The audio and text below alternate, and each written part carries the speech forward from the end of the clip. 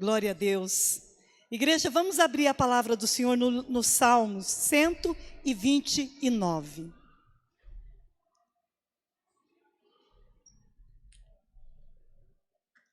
E o tema da palavra essa noite é: coloca ordem na sua desordem. Fala para o seu irmão aí do lado. Eu não gosto muito quando manda eu falar para o irmão do lado, não, mas precisa. Está em desordem alguma coisa? Coloca ordem. O destino de um homem começa dentro do seu próprio coração. Acharam? Salmo 129. Nós vamos ler inteirinho, do 1 ao 8.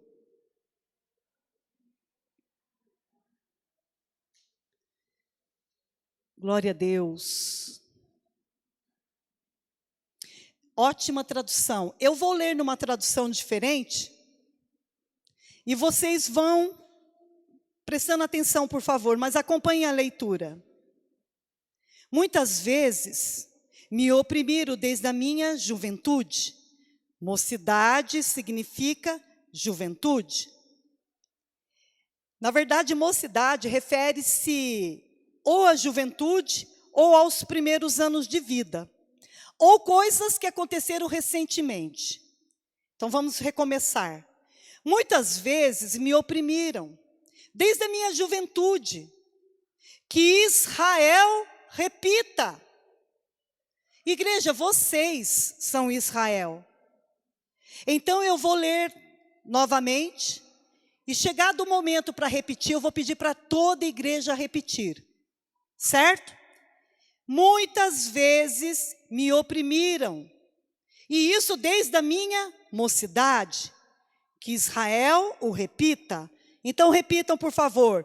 Muitas vezes me oprimiram desde a minha mocidade, mas jamais conseguiram vencer-me. Amém? Versículo 3.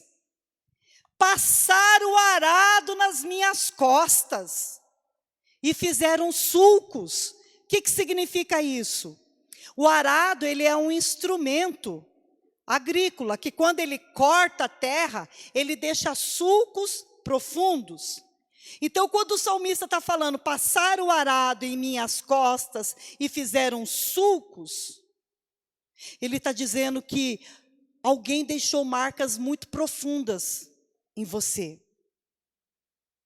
E essas pessoas que deixaram marcas muito profundas, umas às vezes não notam que fizeram isso, mas outras fazem porque querem. Olha só aonde vai chegar essa palavra essa noite, igreja. Versículo 4. O Senhor, Ele é justo, e Ele me libertou das algemas dos ímpios. Retrocedam envergonhados todos os que odeiam Sião. Seja como o capim no terraço. Seja como o capim no terraço, que seca antes de crescer. O que é o terraço? No contexto, as casas daquela época não tinham telhado. Então tinha-se uma escada que subia, e eles andavam no segundo andar, e não tinha parapeito, não tinha nada. Por isso muitas vezes o Senhor falava, coloca um parapeito para que esta casa não tenha, vocês lembram? Culpa de sangue.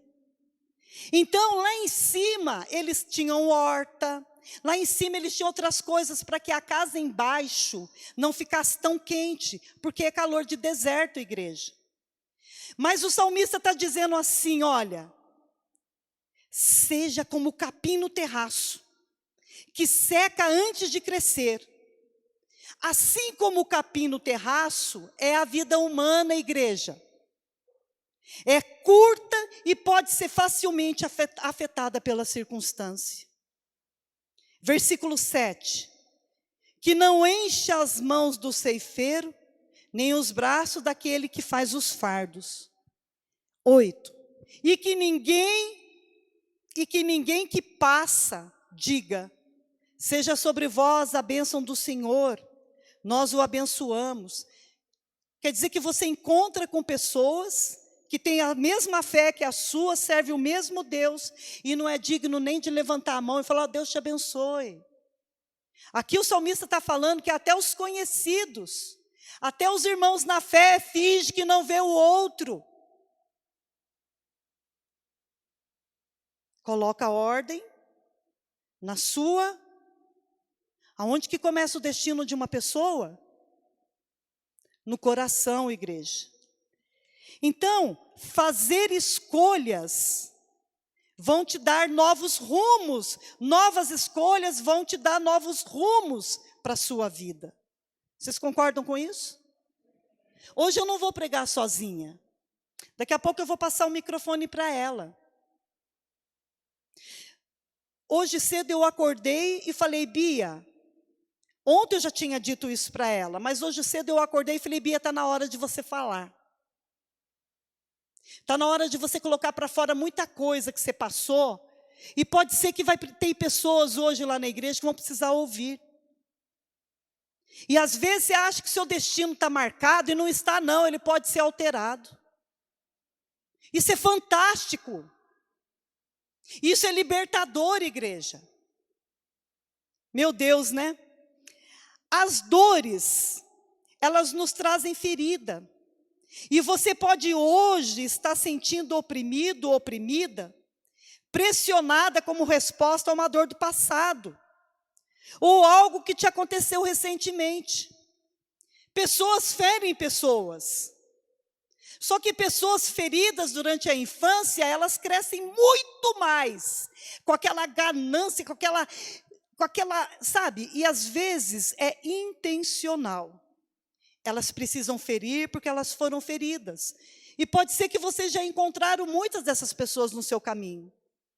E hoje deve ter alguma desordem na tua vida proveniente a isso. A vida dela uma vez ficou totalmente em desordem. Nem tanto, né, Bia? Graças a Deus. Mas você precisa tomar uma decisão em fazer um novo destino para a sua vida. Glória a Deus por isso. Suas memórias não podem ser transformadas em uma lata de lixo. Vocês concordam com isso, igreja? Sua memória não é uma lata de lixo, então vamos tirar a sujeira daí de dentro? Só que aquilo que já entrou não tem como sair, mas tem como ressignificar. E eu pergunto para você, qual é o maior sentimento que existe, que fica acima de qualquer outro? O amor. O amor encobre multidões de pecado. Então chegou a hora de colocar o amor como que chama o remédio que põe em cima de uma ferida para secar? Aquilo arde? Irmã, tem misericórdia. Já está doendo. Eu não lembro um pozinho que põe em cima assim, que faz secar. É isso que vocês estão precisando hoje para vocês mesmos.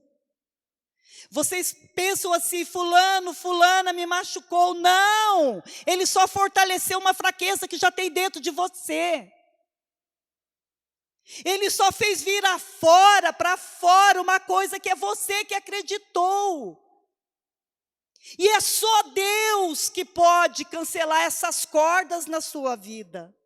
Aqui está falando no Salmo 129. Aliás, Salmo 129, na outra passagem, diz assim, versículo, coloca o 1 novamente, por favor.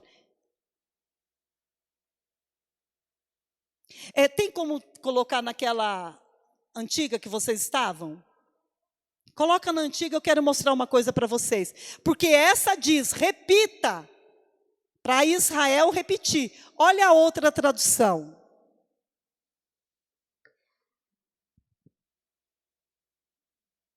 Faz toda a diferença.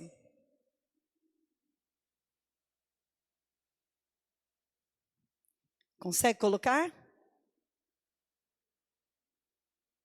Dá para colocar, Lucas? Não, precisa ser aquela outra tradução, aonde diz assim, vê aí a sua, Bia. Diga agora, Israel. A pessoa, quando ela vai ler o Salmo 129, ela lê ali, muitas vezes me angustiaram desde a minha mocidade. Diga agora, Israel. Uns pensam que é para repetir, e outros pensam, fale alguma coisa sobre isso. E eu comecei a analisar, eu falei, Senhor, qual tradução está certa? O Senhor falou para mim, usa as duas. Então você já repetiu, você já ouviu, e agora, sabe o que o Senhor está falando para nós, igreja? Que esse salmista está vivendo alguma coisa que você está vivendo hoje. E ele diz assim, ó, diga agora, Israel, ou seja, você viu o que eu estou passando. Você viu quem me ofendeu, você viu quem quis atrapalhar a minha vida, quem puxou o teu tapete. Alguma testemunha tem da maldade que fizeram para você. Então não pense que é só você que sabe, porque não. Alguém viu. Glória a Deus por isso, igreja. Mas e daí, se alguém viu? Alguém vai se levantar para te ajudar. Fica na comunhão com o Senhor. Fica na presença do Senhor. Porque tem coisas que não dá para você resolver sozinho. E até que o Senhor corte essas cordas, o Senhor vai levantar alguém para te ajudar. Você acredita nisso? Quem está passando por problema aí, ó, pega essa parte para você. Pega essa parte, porque se o Senhor está falando para você fazer o caminho inverso, se o Senhor está te chamando para novamente honrá-lo, alguém vai se levantar. Alguém vai se levantar. E eu te pergunto, como é que você está hoje? Faça essa pergunta para você. Você está bem? Ou você, se não estiver tão bem, dentro do teu coração, grite para o Senhor agora, Senhor, mesmo que o meu progresso seja lento, eu não vou parar, eu vou seguir em frente. Amém? Convivendo com a Beatriz, com a Bruna já passou por poucas e boas também, mas o da Bia ficou sem falar, porque na época foi o pai dela e eu, né, Bia?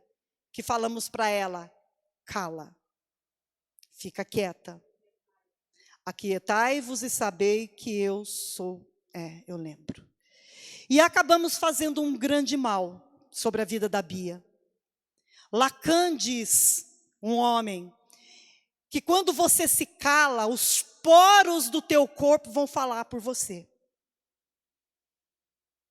E o corpo dela falou. E infelizmente é isso, igreja, infelizmente. Então, às vezes você fica pensando, ninguém reconhece o que eu faço. Mas, todavia, eu vou servir a Deus de todo o meu coração, porque a minha recompensa vem do Senhor. Amém, igreja? Glória a Deus por isso, né? A opressão pode chegar, mas Deus vai quebrar essas cordas.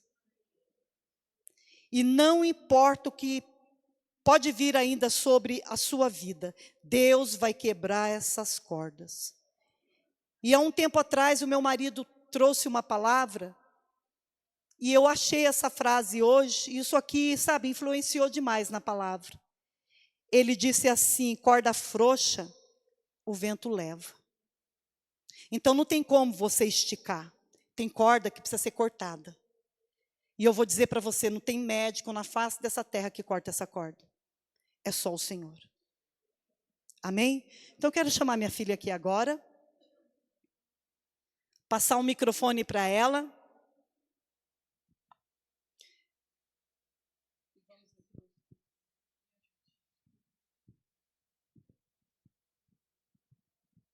Amém. Boa noite, igreja. A paz do Senhor a todos. Aos que me conhecem, sabem um pouquinho do que eu vou contar para vocês. Mas desde os meus 17 anos de idade, não faz muito tempo não, viu, irmão? Só está fazendo quase 20 anos. Desde os meus 17 anos de idade, eu fui líder do Arena Jovem, líder dos jovens. E desde dos 17 até aos 32 anos, firme e forte lá todo sábado, discipulado, revisão de vidas, e era o que fosse, nós estávamos lá. Não que hoje é diferente, mas hoje eu estou vivendo uma nova fase na minha vida. Enfim, e liderei jovens, crianças, pessoas casadas, pessoas mais velhas, e não sei como, mas Deus me deu graça. E aconteceu que isso que você falou foi tremendo. Corda frouxa o vento leva. Posso testemunhar para vocês que os meus melhores dias eu passei no altar de Deus, e os meus piores dias de dor eu também passei no altar de Deus, porque a minha corda, a minha estaca estava presa aqui. Amém? E deixa eu pensar um pouco. Enfim, todos esses anos trabalhando com jovens, e eu sempre fui uma pessoa na minha, quieta, discreta, principalmente na parte dos meus relacionamentos. Relacionamentos amorosos, que, aliás, eu não tive muitos. E há literalmente 10 anos atrás, teve uma festa no Arena. Quem lembra aí, Mudando o Mundo? Festona, irmão. Lotou de jovens lá. Você estava lá esse dia. Lotou de jovens, teve até pedido de casamento no altar. Só que nessa noite, passaram o arado nas minhas costas. É o versículo 2 do que a pastora Ana acabou de ler. Não, versículo 3. Sobre o meu dorso lavraram os dores, nele abriram longos sulcos. Literalmente isso. Fui atacada traiçoeiramente, e isso me deixou grandes hoje, não feridas, mas cicatrizes. E naquela noite uma pessoa, ela começou a contaminar outras, dizendo que eu era lésbica, porque eu não namorava. E naquele tempo, deixa eu ver, eu já estava na minha segunda faculdade de farmácia. E começou a liberar aqueles bochichos na igreja, aquela coisa toda. E, pasme, igreja, começaram a infectar também todas as nossas igrejas da regional. Todo mundo. Até Bispo Erasmo lá, que na época era Sara Saúde. Espalhou. A Bia é lésbica. E isso foi tão sério que começaram a me ameaçar. Começaram a me perseguir, literalmente, na faculdade, na rua, na igreja. Me perseguiram muito. E foi um momento muito difícil para mim. Você sabe o que é? Oi. Mas calma. Você sabe o que é você chegar num culto, no Arena, e tá o pessoal tudo sentadinho, mas tudo rindo de você? Tipo, ela é uma farsa.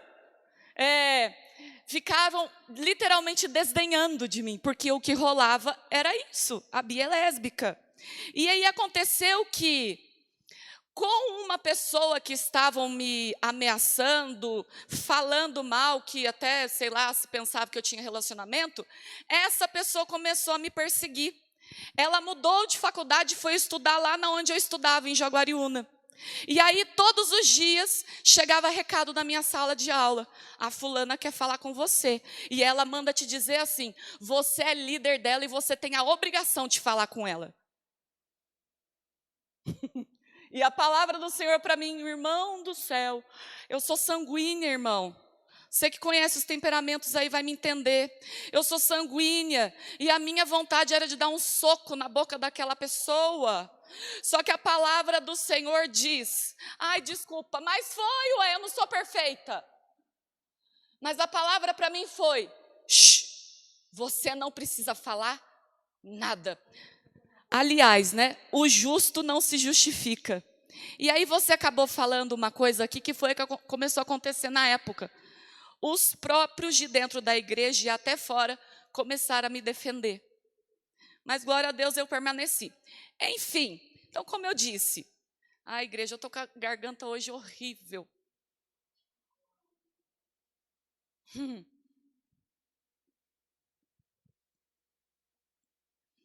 E aí, pastora Ana estudando iniquidade, ela começou a contar, ela com o meu pai, né? Começou a contar a história da família do meu pai. Vocês lembram que meu pai é de uma família de 17 irmãos. Grande irmão. Família grande, cheia, populada. E todas as mulheres, todas as irmãs do meu pai, tirando uma porque é uma serva do Senhor, todas, nenhuma casaram. Teve uma que era muito bonita, como que é? Separaram. Isso. As que casaram, todas se divorciaram. Não deu certo o casamento. E uma que tinha a beleza mais tonteante. Nossa, obrigado. Obrigado. Linda. Ela não se casou. Então aí eu vi e nem namorou. Jesus Cristo. E aí a gente viu uma maldição muito forte na minha vida, porque ninguém prestava para mim. Gente, eu já tinha, na época, 25 anos de idade, quase. E se eu olhasse para a igreja, realmente não tinha uma pessoa que estava vivendo a mesma fase que eu. A minha fase ministerial estava bombando, minha fase profissional também estava bombando. Então, na igreja, não tinha alguém que preenchesse as minhas expectativas. Não que eu quisesse uma pessoa que era perfeita. E teve um encontro de casais lá em Pouso Alegre, isso eu também não esqueço. Calma que vocês vão entender. E nesse encontro de casais, mas Bia, o que você estava fazendo lá? Pois é, irmão, não sei. Sempre participei. Jantar de Dia dos Namorados, a Beatriz sempre era garçom. Eu servia os casais. Irmão, eu plantei muito, semeei muito nesse terreno que é fértil. E esse congresso lá em Pouso Alegre, o bispo Erasmo estava. E eu lembro que ele fez uma dinâmica, e ele diz assim: coloque todas as características da pessoa que você quer se relacionar. E eu fiz isso. E aquele dia eu criei. Só que muitos anos se passaram e nada acontecia.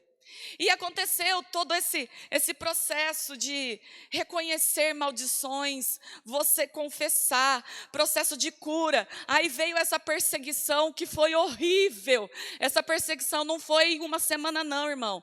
Foi 2 anos, quase 3 anos da minha vida. Aquela coisa louca, nossa, misericórdia. E aí aconteceu que, não me lembro bem, mas você me deu uma palavra. Você falou assim: filha, você está invisível. Você está invisível, é por isso que ninguém vê você. Ninguém te conhece, ninguém chega perto de você, porque você é invisível. E aí, foi também orado e quebrado isso. Pasmem. No ano de 2016, vale lembrar também, esse dia da festa do Arena, estou falando aqui, vocês estão me ouvindo? Tá bom. Tá bom. Nesse mesmo dia da festa Mudando o Mundo, onde uma pessoa começar a inflamar todas as outras, essa era uma mulher na qual gostaria que eu casasse com o filho dela.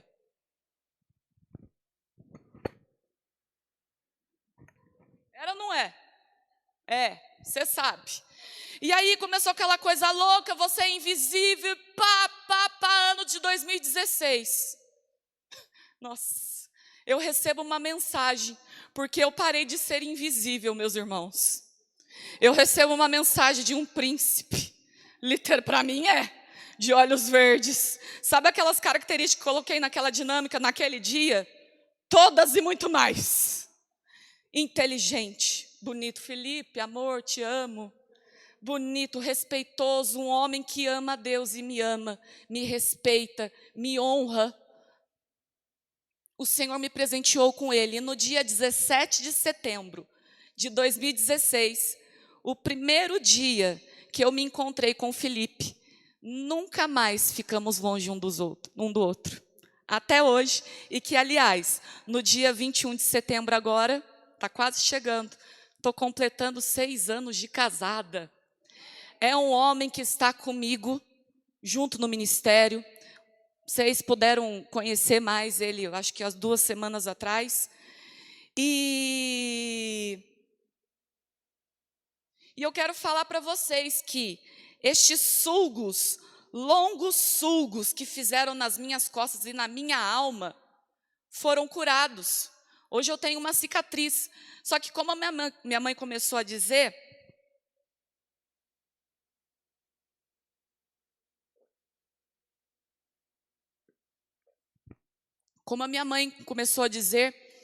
a palavra para mim na época foi: aquietai-vos e sabeis que eu sou Deus. Irmão, o meu espírito entende a palavra do Senhor, mas a minha alma não soube digerir tudo aquilo. Todas aquelas calúnias, todas aquelas mentiras que estavam falando ao meu respeito, eu fiquei quieta. E no ano do meu casamento, eu descobri que eu tinha um câncer. E sabe na onde? Na minha garganta. Olha que sugestivo, né?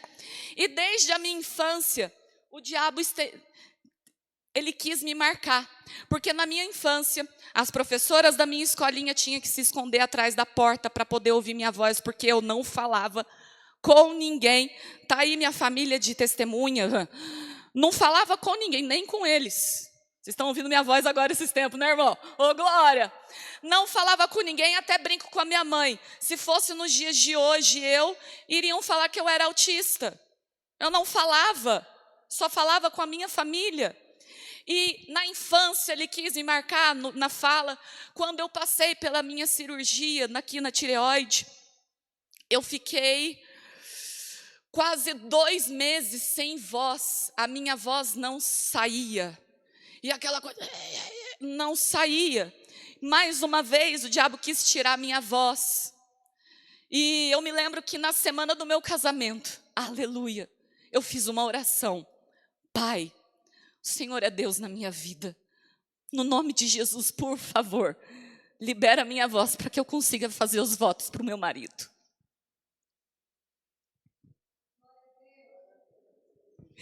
Na segunda-feira do meu casamento, a minha voz veio à tona, límpida, sem nenhum problema. Mas eu não tinha voz. E nós estávamos muito aflitos, porque o médico disse, tem esse perigo. A cirurgia, ela manipula muito nas cordas vocais e tal. E nesses 2 meses eu também fiquei aflita. Eu também fiquei angustiada. A Bia sabe disso hoje. Mas o médico chamou eu e meu marido e disse, o tumor é muito grande, está nas cordas vocais.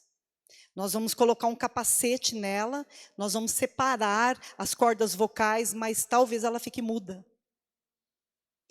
Se ela não ficar muda, a intensidade da voz, ela não vai mais falar direito. E a Bia não falou, gente. Então, eu como mãe, o que vocês imaginam? E aí, foi isso. E hoje eu percebo que nas minhas maiores dores, as minhas maiores cicatrizes, é onde o Senhor mais me usa hoje. É onde o Senhor está me usando juntamente com o meu marido. Por isso foi tão trabalhoso, foi tão difícil ele chegar na minha vida. E foi através de uma foto, meus irmãos. Uma foto que ele viu, ele entrou em contato comigo. Eu já conheci o meu marido, porque eu estudei com ele na escola. Nossos amigos eram os mesmos. Tudo, mas eu nunca troquei uma palavra com o Felipe na escola, porque ele também era quieto, era discreto, e nós nunca conversamos. E 10 anos depois nós nos reencontramos para nunca mais ficar separados. Eu deixei de ser invisível. Se você aqui nessa noite está invisível, mulher, homem, você que quer constituir uma família, no nome de Jesus, que hoje você fica visível a um homem, a uma mulher que seja de Deus para a tua vida. Por favor, abra Romanos capítulo 8, versículo 28, eu já vou entregar de novo para você. Olha o que diz esse versículo. E sabemos que todas as coisas contribuem juntamente para o bem daqueles que amam a Deus, daqueles que são chamados por seu... Ah, não, essa tradução não. Por seu propósito. Coloca RA, por favor. Isso. Sabemos que todas as coisas cooperam para o bem daqueles que amam a Deus, daqueles que são chamados segundo o seu propósito. Então, se Deus te chamou, não interessa o que você passou na sua vida e ainda vai passar, faz parte do seu propósito, faz parte do seu chamado.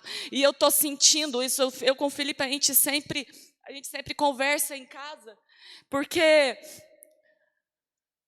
Deus quer nos usar nisso, em casamentos, nessas pessoas que têm dores, a alma amargurada, angustiada, como está dizendo, porque, irmãos, eu fui atacada por meus irmãos, os meus próprios irmãos. Até, tem uma frase que diz assim: o maior perseguidor do irmão é o próprio irmão. Se coloque de pé.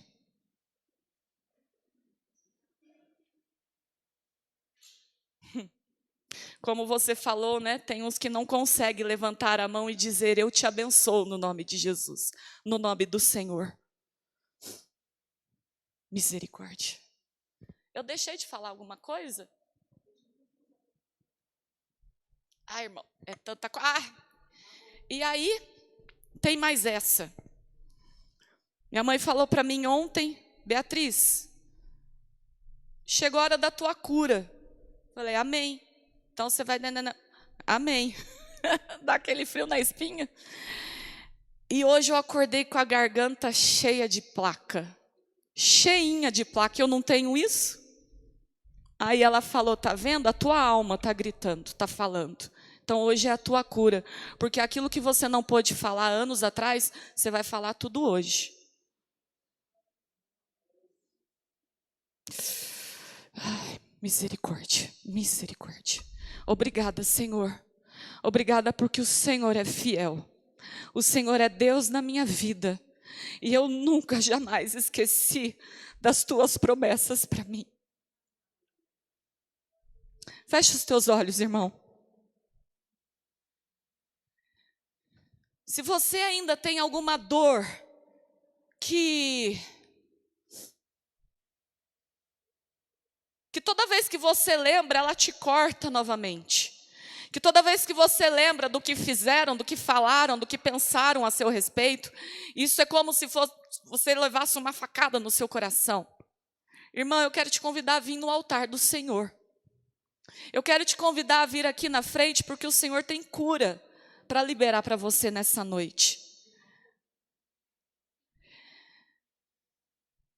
Eu não carrego medalhas de títulos aqui na igreja, mas eu carrego cicatrizes para mostrar para cada um de vocês que é possível você vencer as suas piores dores. É possível você mudar o seu destino, porque ele não é fixo.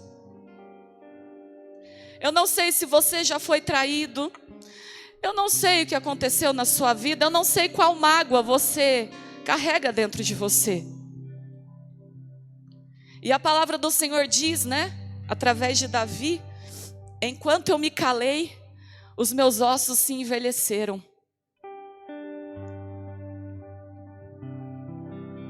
Às vezes você pensa: sou maduro, eu sou forte. E Paulo também nos alerta: ai daquele que se acha que está de pé, cuidado para que não caia. E o diabo, ele é tão astuto que pode ser que uma das suas piores dores, como foi comigo, aconteceu dentro da igreja. Mas eu não estou falando da igreja, da noiva imaculada do Senhor Jesus. Agora eu estou falando de pessoas. Às vezes pessoas podem ter te magoado aqui dentro. Então eu quero que você feche os teus olhos. Eu quero que você feche os teus olhos, porque pode ser que a sua vida esteja paralisada lá atrás, aonde você foi marcado, aonde passaram com um arado nas suas costas e te angustiaram e te entristeceram. O Senhor te trouxe aqui nessa noite porque Ele quer te curar.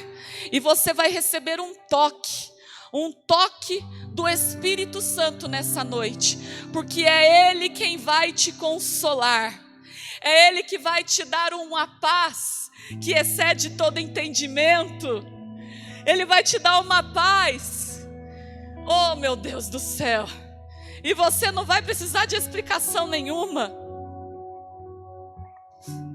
No nome de Jesus, igreja do Senhor, não saia sangrando por aí. Se você tiver que sangrar, sangre no altar do Senhor. Aqui tem um mertiolate santo que cura qualquer ferida. Só que você pode pensar também: eu já estou curado, eu já estou curada. Mas quando toca no assunto que te aconteceu, só está uma casquinha lá. Você ainda não está curado, porque ainda te dói. E o perdão é isso, é você se lembrar do que fizeram com você e isso não te doer mais.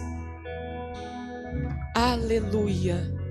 O poder do Senhor se aperfeiçoa na sua fraqueza, meu irmão. Todas as coisas cooperam para o bem daqueles que amam a Deus, daqueles que são chamados segundo o seu propósito. O Senhor está te chamando, o Senhor está falando para você: tome a sua posição. E essa posição não é de vítima. Ai, olha o que fizeram comigo. Não, meu irmão. Matou você? Não matou, só te fortaleceu. Receba agora o toque do Espírito Santo sobre a tua vida. Receba agora a cura do Senhor na tua alma. E que essa cura comece a transparecer no seu corpo, no seu dia a dia, no seu casamento, na sua família. Chegou o tempo de você parar de culpar as pessoas. Tome as rédeas da sua vida.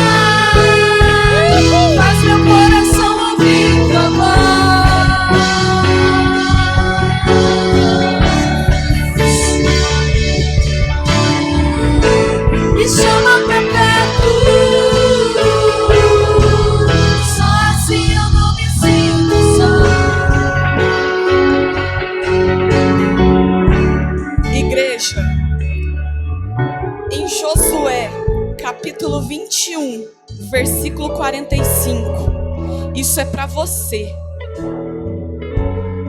Josué, capítulo 21, versículo 45. Nenhuma promessa falhou de todas as boas palavras que o Senhor falara à casa de Israel.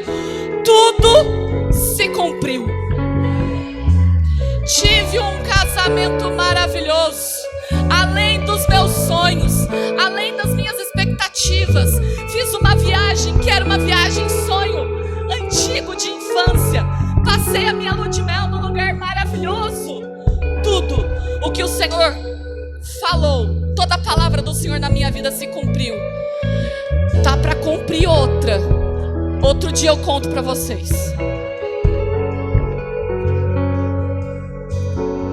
O Senhor manda dizer para você, Bia, fechar o teu ventre lá. Não era só a sua vida que eles queriam, o teu ministério, não. Uma palavra entrou e fechou seu ventre. Mas hoje foi quebrado isso. Você não foi só curada do câncer, você também é curada da esterilidade. Pega as mãos para frente, igreja. Nós abençoamos você. E toda arma forjada contra você recentemente também errou o alvo. Nós abençoamos e declaramos: você e o Felipe vão ficar grávidos ainda este ano. Vocês concordam, igreja? Nós ligamos aqui na terra para que seja ligado nos céus. Quando Deus falou para você: aquietai-vos que eu sou Deus, eu interpretei errado, eu assumo aqui. Eu disse para você ficar calado, eu disse para você não se defender e você obedeceu. Mas isso te gerou um câncer. Me perdoa, filha. Me perdoa. De todo o meu coração. Os profetas também erram. Mas a palavra do Senhor para você essa noite é: seja fértil. Seja fértil onde o Felipe estiver. Seca as lágrimas dele, Pai. Põe a posição de receber. Recebe seu filho na sua mão ou a sua filha. Essa é a vontade do Senhor para você. E para vocês, meus irmãos, aquilo que está parado, aquilo que está engavetado, aquilo que você não sabe, o Senhor mostra para mim decisão. Eu não sei qual o que eu quero. O Senhor manda dizer para vocês: confia no Senhor. Você está perdendo noite. Não perca mais a noite, porque o Senhor é com você. Ele vai realizar todos os desejos do seu coração. Você crê nisso? Ele não realizou ainda tudo. Não realizou ainda tudo porque você tem medo. Senhor, eu tenho medo, Pai, eu tenho medo. O Senhor fala para você: o verdadeiro amor lança fora todo medo. Coloca esse sentimento em cima de qualquer outro que você tem. E deixa Deus abençoar, usar a sua vida. Em nome do Senhor Jesus. Amém, igreja? Você quer falar mais alguma coisa? Uma grande salva de palmas para o Senhor. Obrigado, Pai. O Senhor trouxe cura essa noite, emocional e física para a sua igreja. Eu te amo, meu Pai. Eu te amo. Fala para o seu irmão assim, ó: Deus te abençoe. O Senhor vai cortar essa corda. Amém? Deus abençoe vocês. Nós estamos encerrados. Vão com Deus, em nome de Jesus. Carol, sobe aqui que tem uma coisa que eu tenho